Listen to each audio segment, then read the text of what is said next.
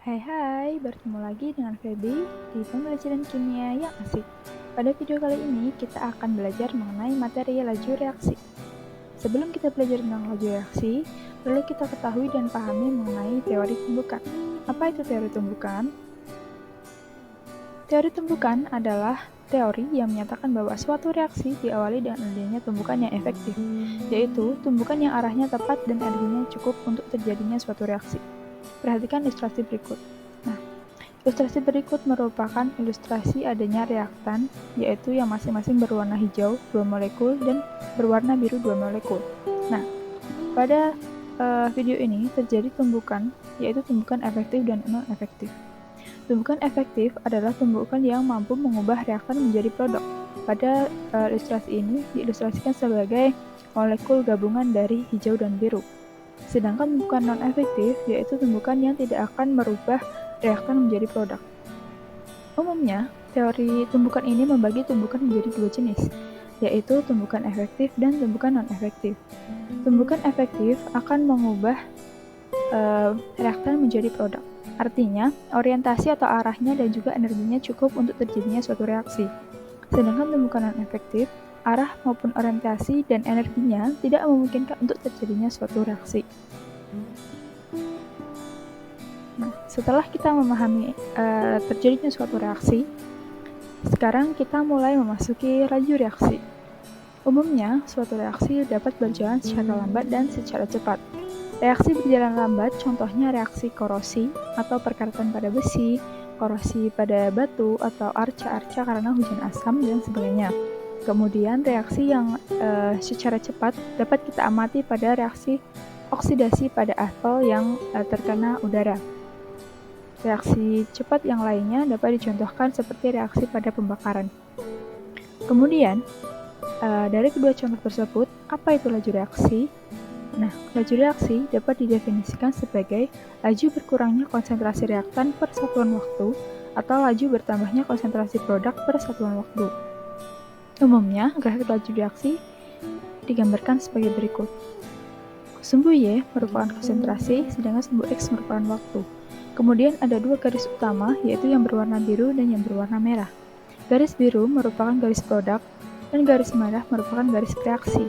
Sehingga dari grafik berikut dapat diinterpretasikan bahwa laju reaksi merupakan laju bertambahnya produk per satuan waktu dan laju berkurangnya reaksi atau reaktan per satuan waktu. Kemudian keduanya akan mencapai konstan atau grafik yang stagnan apabila suatu reaksi telah jenuh atau setimbang dan tidak akan terjadi perubahan pada konsentrasi produk maupun reaktan. Kemudian, konsep laju reaksi. Pada umumnya, laju reaksi disertai dengan persamaan reaksi, yaitu reaktan yang akan diubah menjadi produk. Pada ilustrasi ini, dituliskan sebagai A menjadi B, di mana A berperan sebagai reaktan dan B sebagai produk.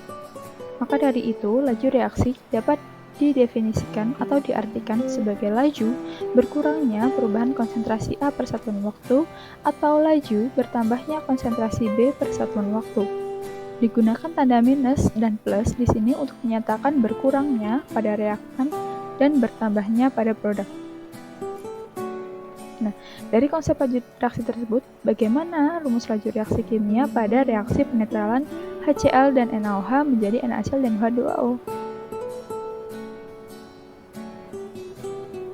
Nah, begini caranya. HCl dan NaOH berperan sebagai reaktan, kemudian NaCl dan H2O berperan sebagai produk. Maka, laju reaksi dapat didefinisikan atau dituliskan sebagai laju berkurangnya konsentrasi HCl per satuan waktu, atau laju berkurangnya konsentrasi NaOH per satuan waktu, atau laju bertambahnya konsentrasi NaCl per satuan waktu, dan laju bertambahnya H2O per satuan waktu. Kemudian, jika selama 2 menit terbentuk 3 molar NaCl, maka berapa laju pembentukan NaCl? Nah, pada data tersebut diketahui waktu selama 2 menit kita perlu menjadikan dengan satuan detik terlebih dahulu. Jadi, 2 menit sama dengan 120 detik atau 120 sekon. Kemudian terbentuk 3 molar NaCl. Nah, karena yang diketahui NaCl, maka kita gunakan rumus laju untuk NaCl, yaitu laju bertambahnya konsentrasi NaCl per satuan waktu. Kita masukkan angkanya untuk konsentrasi NaCl 3 molar dibagi dengan waktu selama 2 menit atau 120 sekon.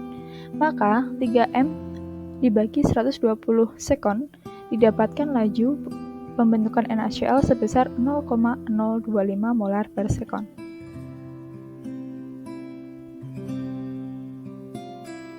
Kemudian contoh soal yang lain. Sebanyak 0,7 mol di nitrogen pentaoksida dipanaskan sehingga terurai membentuk NO2 dan O2 menurut persamaan 2N2O5 menjadi 4NO2 plus O2. Pastikan persamaan reaksi yang diketahui sudah setara. Kemudian dalam 20 detik pertama atau T sama dengan 20 detik terbentuk 0,2 mol gas oksigen. Maka laju peruraian N2O5 adalah dalam data ini diketahui mol pertama di nitrogen pentaoksida atau N2O5, kemudian ada waktu yaitu 20 detik, dan hasil dari gas oksigen sebanyak 0,2 mol. Nah, pada jenis soal seperti ini, hal yang pertama yang perlu kita lakukan adalah menuliskan reaksi yang utuh, kemudian kita buat dengan cara MRS. M mula-mula, R reaksi, dan S sisa. Nah, pada mulanya diketahui ada 0,7 mol di nitrogen pentaoksida dan tidak ada produk yang lain, hanya satu reaktan N2O5 sebanyak 0,7 mol. Kemudian, dalam 20 detik pertama terbentuk 0,2 mol gas oksigen, berarti letaknya adalah di S atau sisa.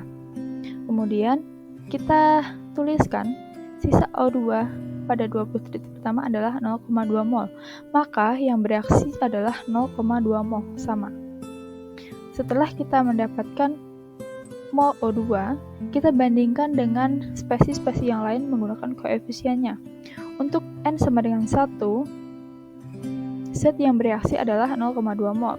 Kemudian untuk 4 mol, berarti 0,2 dikalikan 4, terbentuk 0,8 mol untuk NO2 dan 0,4 mol untuk N2O5. Maka dapat kita hitung sisanya, N2O5 adalah 0,3 mol, kemudian NO2 akhir adalah 0,8 mol, dan O2 adalah 0,2 mol. Nah, setelah kita isi semua tabel MRS-nya, kita masukkan pada rumus laju penguraian N2O5. Di sini kita menggunakan tanda minus karena N2O5 atau dinitrogen pentaoksida berperan sebagai reaktan. Maka sesuai dengan rumus laju, yaitu berkurangnya konsentrasi reaktan per satuan waktu, kita mendapatkan rumus V sama dengan min perubahan konsentrasi N2O5 per 2 kali satuan waktu. 2 di sini kita dapatkan dari koefisien N2O5 yaitu 2, maka kita perlu membaginya dengan 2. Kemudian kita masukkan angkanya, 0,4 mol dibagi dengan 40 sekon, sama dengan minus 0,01 mol per sekon. Artinya, penguraian di nitrogen pentaoksida setiap detik yaitu sebesar 0,01 mol.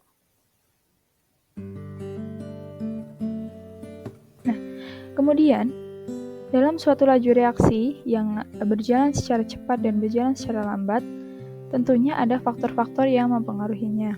Di sini ada 3 faktor utama, yaitu konsentrasi, luas permukaan, dan suhu, ditambah dengan satu faktor lain yaitu katalis. Pada konsentrasi, semakin tinggi konsentrasi suatu larutan, maka besar laju reaksinya akan semakin cepat. Kemudian pada luas permukaan ini berbanding lurus dengan laju reaksi. Kemudian yang terakhir adalah suhu. Suhu dapat mempercepat laju reaksi. Kemudian untuk lebih jelasnya perhatikan ilustrasi berikut. Pada konsentrasi ada 2 jenis yaitu konsentrasi rendah dan konsentrasi tinggi. Konsentrasi rendah artinya jumlah partikel dalam suatu larutan lebih sedikit dibandingkan dengan konsentrasi tinggi yang punya jumlah partikel lebih banyak. Kemudian, jika jumlah partikel lebih banyak, maka intensitas atau potensi terjadinya tumbukan juga akan semakin besar. Kemudian, tumbukan efektif yang dapat menghasilkan energi dapat juga meningkatkan laju reaksi. Sehingga dapat disimpulkan bahwa semakin besar konsentrasi reaktan, semakin banyak partikel yang bertumbukan, energi yang dihasilkan semakin banyak, maka laju reaksi juga akan semakin cepat. Yang kedua adalah luas permukaan. Luas permukaan dibagi menjadi dua, yaitu kepingan dan serbuk. Kepingan atau bongkahan merupakan partikel atau zat yang berukuran lebih besar daripada partikel yang berukuran serbuk. Akan tetapi, luas permukaan serbuk lebih banyak daripada luas permukaan kepingan atau bongkahan. Luas permukaan ini dapat memicu terjadinya tumbukan efektif yang lebih banyak, sehingga semakin banyak luas permukaan, semakin banyak tumbukan yang akan terjadi, maka akan semakin banyak energi yang dihasilkan untuk terjadinya suatu reaksi. Sehingga pada luas permukaan, semakin besar luas permukaan, maka laju reaksi akan semakin cepat. Yang ketiga adalah suhu. Suhu dibagi menjadi dua, yaitu pada suhu tinggi atau panas dan suhu rendah atau dingin. Pada jumlah mol atau jumlah zat yang sama, pada suhu tinggi akan meningkatkan energi kinetik untuk terjadinya suatu gerakan antar partikel yang ada dalam larutan tersebut. Sehingga jika energinya semakin besar, akan semakin sering terjadinya tumbukan efektif, sehingga akan menghasilkan reaksi yang semakin cepat. Sebaliknya, pada suhu dingin, energi kinetik yang dihasilkan sangat rendah, sehingga minim terjadi tumbukan efektif dan laju reaksi pun juga akan semakin lambat. Sehingga pada suhu yang tinggi atau kenaikan suhu akan berbanding lurus dengan laju reaksi yang dihasilkan. Yang keempat yaitu katalis. Katalis merupakan zat yang dapat meningkatkan laju reaksi dengan cara menurunkan energi aktivasi, yaitu energi minimum yang dibutuhkan untuk terjadinya suatu reaksi. Nah, katalis ini dapat membantu jalannya reaksi menjadi lebih cepat tanpa ikut bereaksi.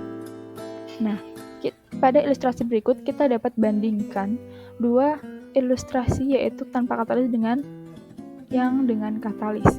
Yang tanpa katalis, energi aktivasi yang dihasilkan itu tetap tinggi, sehingga untuk terjadinya suatu reaksi memerlukan energi yang sangat tinggi. Sehingga pada reaksi yang menggunakan katalis, energi aktivasinya terlampau rendah, sehingga untuk terjadi suatu reaksi memerlukan energi yang rendah. Nah, perhatikan soal berikut. Terdapat 5 reaksi 1, 2, 3, 4, dan 5, yaitu ada reaksi HCl dengan pualam atau CaCO3. Nah, pada soal berikut, kita sering jumpai pada soal-soal faktor laju reaksi, yang soalnya merupakan tentukan reaksi yang dipengaruhi oleh konsentrasi. Kalau yang konsentrasi berarti kita harus memperhatikan suhu dan luas permukaan yang sama. Misalnya, pada reaksi konsentrasi, suhu dan luas permukaan yang sama yaitu nomor 2 dan 4, yaitu suhunya sama-sama 38 dan luas permukaannya sama-sama besar karena sama-sama pualam serbuk. Jadi reaksi yang dipengaruhi oleh konsentrasi adalah reaksi 2 dan 4. Kemudian yang kedua, reaksi yang dipengaruhi oleh suhu. Maka konsentrasi dan luas permukaan yang dihasilkan atau yang dikenakan di suatu reaksi tersebut haruslah sama.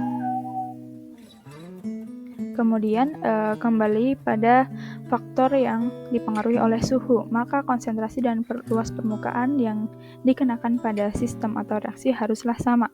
Misalkan pada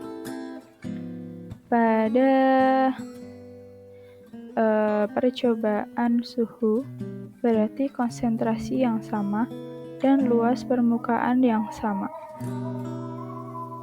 Berarti reaksi nomor 4 dan 5. Konsentrasi HCl sama-sama 1 molar dengan luas permukaan yang sama, yaitu sama-sama serbuk pualam. Kemudian yang terakhir luas permukaan, berarti suhu dan konsentrasi yang sama. Suhu dan konsentrasi yang sama kita dapat diamati pada percobaan 3 dan 4. Baik, jadi kesimpulannya, laju reaksi adalah laju berkurangnya konsentrasi reaktan atau bertambahnya konsentrasi produk masing-masing per satuan waktu. Kemudian, faktor-faktor yang mempengaruhi laju ada 4, yaitu konsentrasi, suhu, luas permukaan, dan katalis. Baik, demikian materi laju reaksi yang dapat kita bahas pada video kali ini. Thanks for watching. Jangan lupa untuk like, comment, subscribe, dan sampai jumpa di video selanjutnya.